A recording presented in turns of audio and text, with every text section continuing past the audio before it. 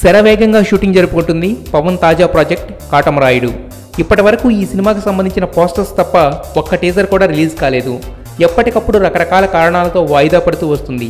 కానీ ఈ cinema business మొదలైపోయిందట.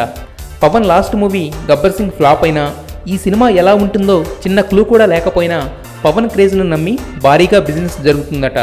Ceded rates అయితే బాహుబలికి ధీటుగా అమ్ముడయ్యాయట. మిగిలిన ఏరియాస్కి కూడా అదే రేంజ్లో ప్రైసెస్ పలుకుతున్నాయట. అన్కాంప్రమైజ్డ్గా తెరకెక్కుతున్న ఈ సినిమాలో పవన్తో పాటు చాలామంది భారీ తారాగణం నటిస్తున్నారు. అనూప్ రూబెన్స్ ఈ సినిమా కోసం ఎవర్ గ్రీన్ ట్యూన్స్ రెడీ చేశారట. పవన్ లక్కీ ప్లేస్ కొలాచీలో షూటింగ్ జరుపుకున్న ఈ సినిమాలో Gabbar Singh heroine Shruti Haasan combination repeat అవుతుండడం కూడా బాగా పాజిటివ్గా మారింది.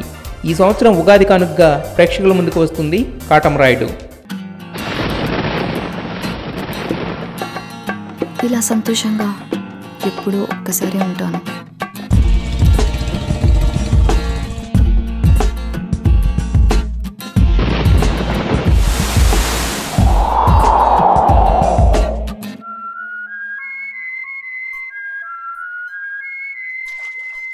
నాలాగా నచ్చినట్టుగా బతికే అమ్మాయిల్ని చులకనగా చూడడం ఈ ప్రపంచానికి బాగా అలవాటు.